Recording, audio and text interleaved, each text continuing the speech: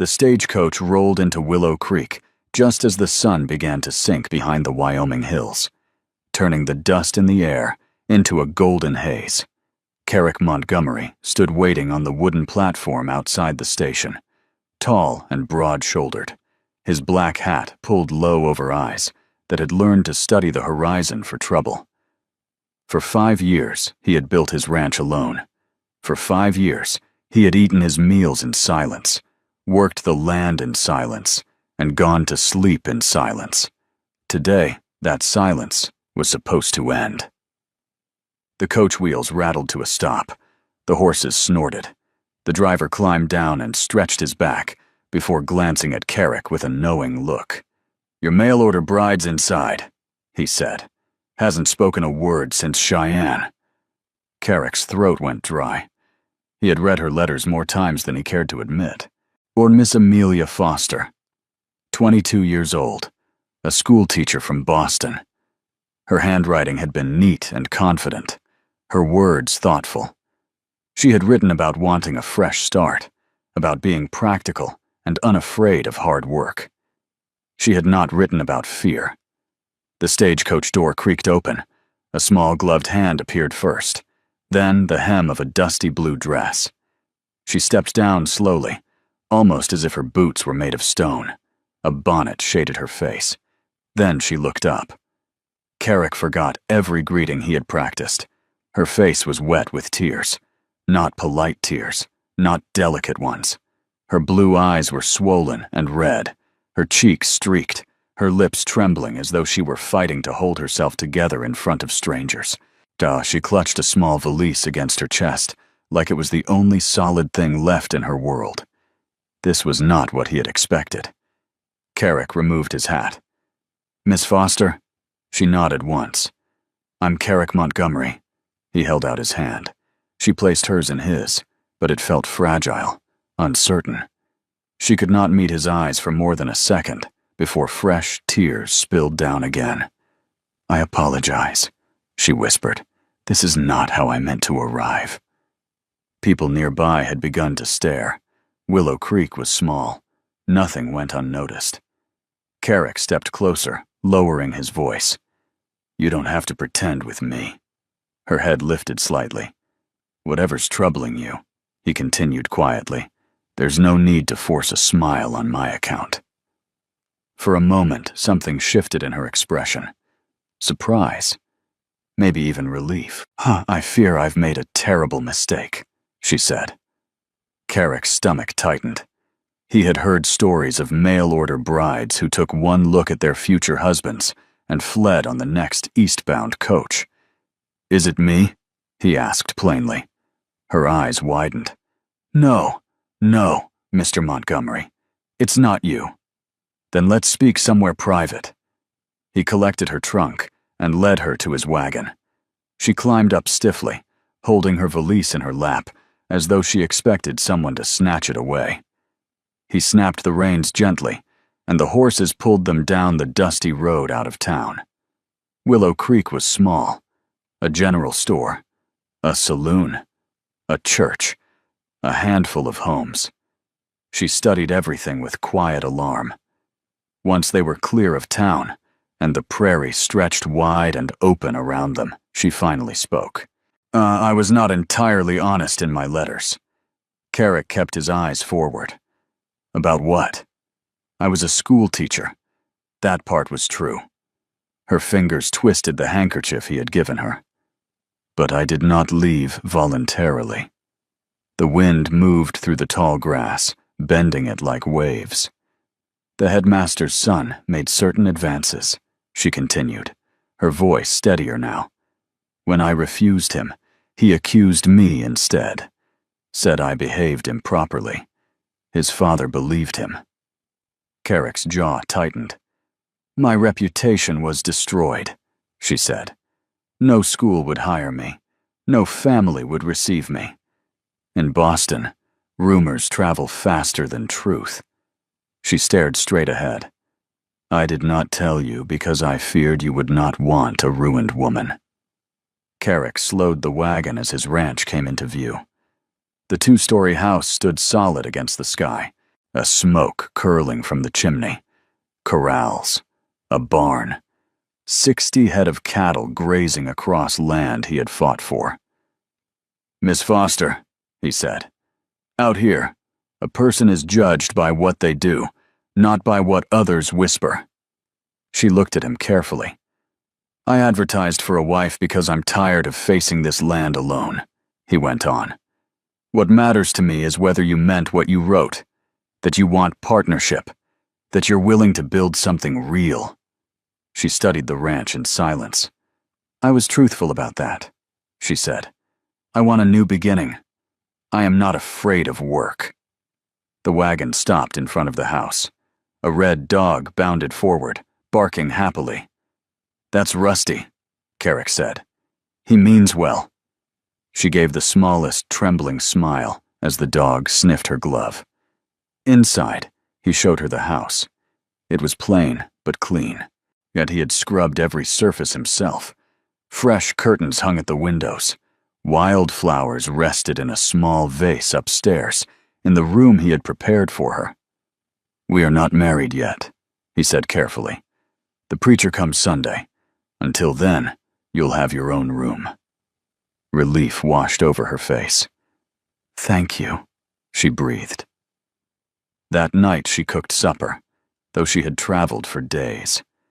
They ate quietly at first. Then slowly, conversation found its footing. He told her about the ranch. She asked questions that showed she understood numbers, planning, growth.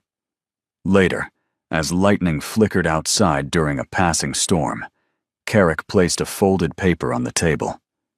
"If we marry," he said, "half of this land becomes yours." She stared at the deed in disbelief.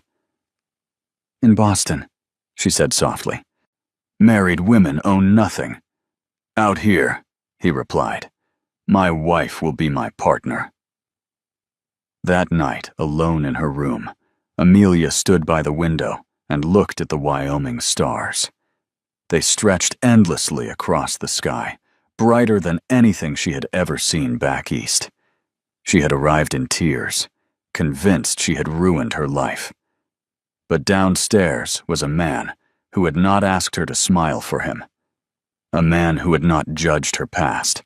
A man who had offered partnership instead of control. In the quiet of the prairie night, Amelia Foster realized something unexpected. For the first time since the scandal, she did not feel ashamed. She felt seen. The next morning, Amelia woke before sunrise. For a moment, she forgot where she was.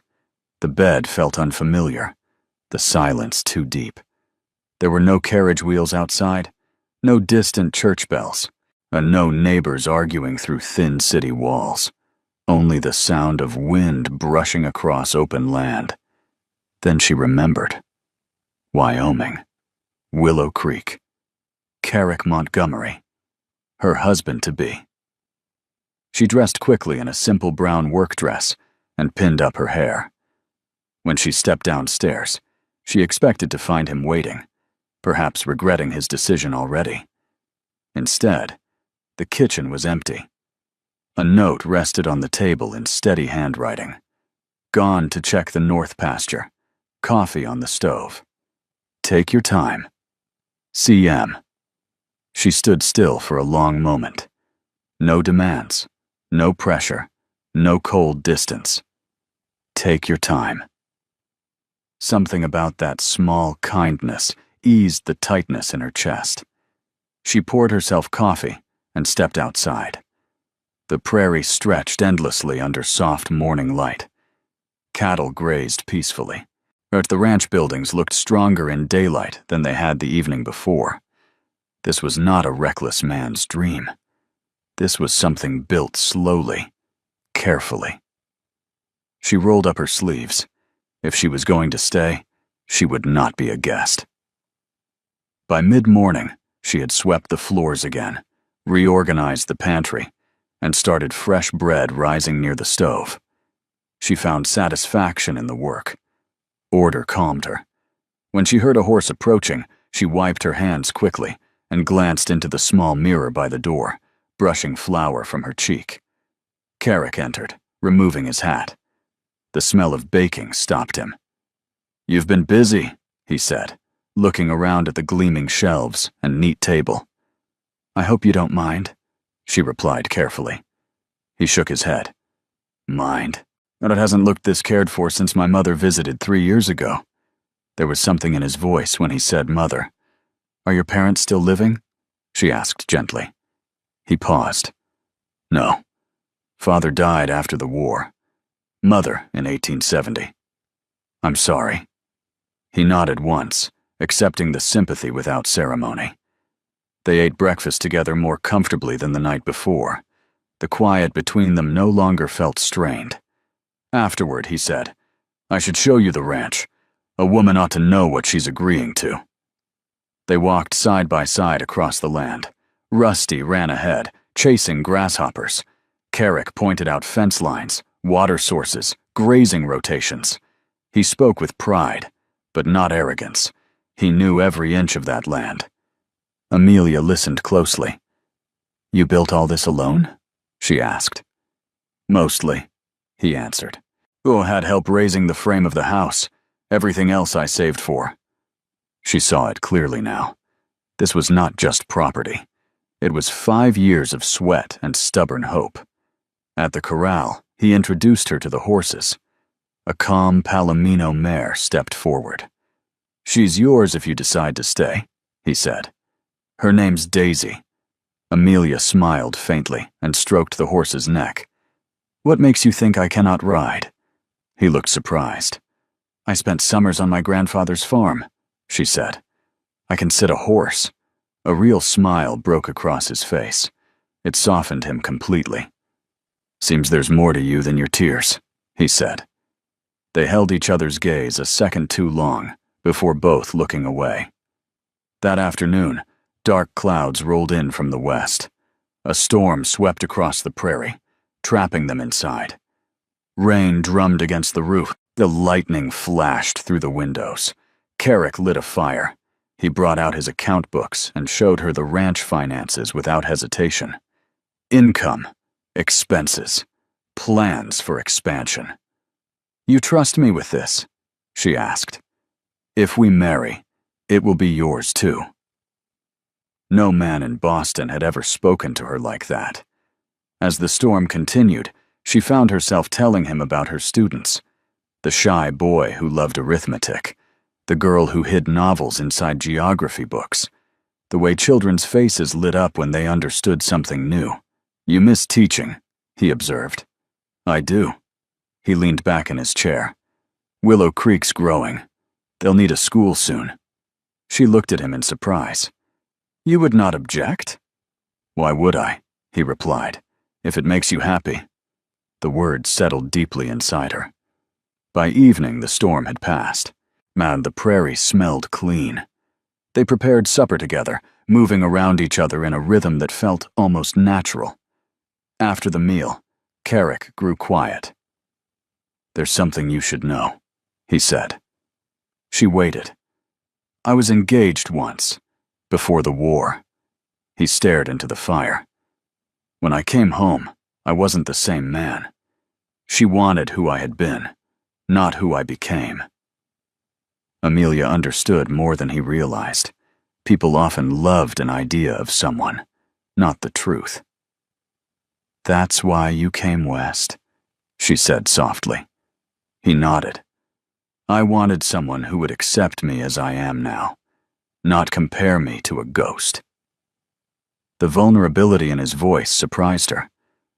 "I would never measure you against another man," she said. "I know too well how that feels."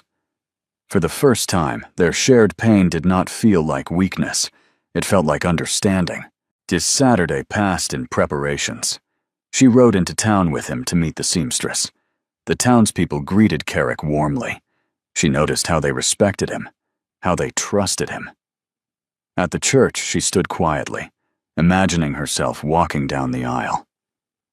Sunday morning came clear and bright. As she dressed in her simple blue wedding gown, she studied her reflection. She was no longer the woman who had stepped off that stagecoach trembling. There was still fear, But there was also something else. Choice. Carrick waited downstairs in his best suit. When he saw her, his breath caught. "You look beautiful," he said. They rode to the church together. The ceremony was simple. Honest vows spoken without flourish. When he kissed her, it was gentle and careful, as if he feared breaking something fragile. But she did not feel fragile. She felt steady. That evening, when they returned to the ranch as husband and wife, Carrick carried her over the threshold with a shy smile. "Tradition," he explained. Inside, he hesitated. "I don't expect anything tonight," he said. "Not until you're ready." She placed her hand against his chest. "I am your wife," she said quietly, "and I trust you." Trust. That was the difference. Not fear, not duty, not obligation. Trust. Later, as she lay in his arms in the quiet darkness, she realized something that startled her. She had not made a mistake. She had chosen, and this time, no one had forced her. Wait, before we move on, what do you think about the story so far? Drop your thoughts in the comments. I'm really curious to know. The first weeks of marriage did not feel strange. They felt steady. Amelia woke before sunrise most mornings now, the Wyoming sky painted soft pink beyond the bedroom window. Carrick was usually already up, pulling on his boots quietly so he would not disturb her. But more often than not, she rose with him. Ranch life did not wait for romance. It demanded work. She learned quickly. Feeding chickens, gathering eggs, churning butter from Bessie's milk, tending the small vegetable garden behind the house. At first, her hands blistered, her back ached, but she never complained. Carrick watched her carefully, always ready to step in. "You don't have to prove anything," he told her one evening when he caught her hauling a bucket heavier than she should. "I am not proving," she replied gently. "I am building." That answer stayed with him. Evenings became their favorite time. They would sit on the porch while Rusty rested at their feet. The prairie stretched wide and gold before them. Sometimes Carrick read aloud from one of his books. Sometimes they spoke of nothing important at all. There was no pretending between them. One afternoon, 2 weeks after their wedding, a letter arrived from Boston. Amelia opened it alone on the porch. When Carrick returned from the barn, he saw her wiping tears. "Bad news?" he asked quietly. She shook her head. "My sister is engaged." "That is good news." "It is," she said, "but she writes that my scandal has already been forgotten. A new one has taken its place. A banker who stole money. That is all anyone talks about now." She looked out across the land. "My whole life was shattered. My name dragged through dirt. And now it means nothing to them." Carrick sat beside her. "It means something," he said. "It brought you here." She turned to look at him. If she had not been ruined in Boston, she would never have answered his advertisement. She would never have stood on this porch, never have felt this quiet strength beside her. Slowly, her tears faded. Summer passed into early fall. The town council approved the building of a schoolhouse. They approached Amelia one afternoon at the general store. "We hear you were a teacher back east," Mayor Thompson said. "Willow Creek could use one." She hesitated. Teaching meant time away from the ranch. Carrick spoke before she could. "If Amelia wants to teach, she will," he said simply. That night, she studied him across the dinner table. "You truly would not mind?" He set down his fork. "No, you are not just my wife. You are your own person. I married you for partnership, not silence." The next month, Willow Creek School opened in a converted storefront. 15 children filled the small room. Amelia stood at the front, heart pounding, and felt something awaken inside her again. She was not a ruined woman. She was needed. Winter came early that year. Snow blanketed the prairie. The wind howled across open land, rattling shutters and freezing water buckets solid. One night, during a fierce storm, Carrick tied ropes between the house and barn so they would not lose their way in the whiteout. Amelia insisted on helping. Inside, they sat by the fire while the wind roared outside. "Do you ever regret it?" she asked softly. "Regret what?" "Sending for a mail-order bride." He looked at her steadily. Never." She studied his face, searching for doubt. "I feared you might," she admitted, "when I arrived in tears." Carrick reached for her hand. "That was the moment I knew you were honest," he said. "You could have smiled. You could have lied. You did not." The firelight reflected in his eyes. "I would rather build a life with truth than comfort myself with a performance." Those words settled into her heart. Spring brought new calves and longer days. The ranch flourished. Amelia balanced teaching and home with quiet strength. Then, one evening, beside the creek, she took Carrick's hand and placed it gently against her stomach. "There is something I must tell you." His face tightened with worry. "We are going to have a child." For a moment, he said nothing. Then he lifted her into the air and laughed, at the sound echoing across the open land. "Careful," she protested, smiling through tears. He set her down immediately, his hands gentle on her shoulders. "I never thought I would have this," he said quietly. "Not after everything." "Nor I," she replied. Through summer, he became even more protective.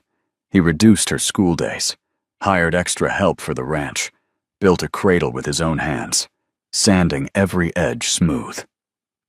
When autumn returned, their son arrived on a clear October morning. Carrick never left her side during the long night of labor. When the baby's cry filled the room, he bowed his head as if in prayer. They named him James. That winter, Amelia stood once more on the porch as snow fell softly across their land. She remembered stepping off that stagecoach a year before, convinced she had ruined her life. Carrick stepped behind her, wrapping his arms around her waist. "You ever wonder?" he asked softly. "What would have happened if you had arrived smiling that day?" She leaned back against him. "I might have pretended for months," she said. "I might have tried to be what I thought you wanted. And I might have kept my own truths hidden," he admitted. She turned in his arms. "Then I suppose my tears were a blessing." He kissed her gently. "You never have to pretend with me," he said again, the same words he had spoken the day they met. Inside, their son stirred and began to cry. Amelia smiled. "I think he disagrees about pretending," she said softly. Carrick laughed and reached for the door. The prairie outside lay silent under fresh snow. Inside, the fire burned warm, and the house that had once belonged to a lonely rancher now held something far greater than partnership. It held love. A mail-order bride who had arrived in tears. A cowboy who had offered understanding instead of judgment. And a life built not on reputation or rumor, but on truth spoken plainly beneath the wide Wyoming sky.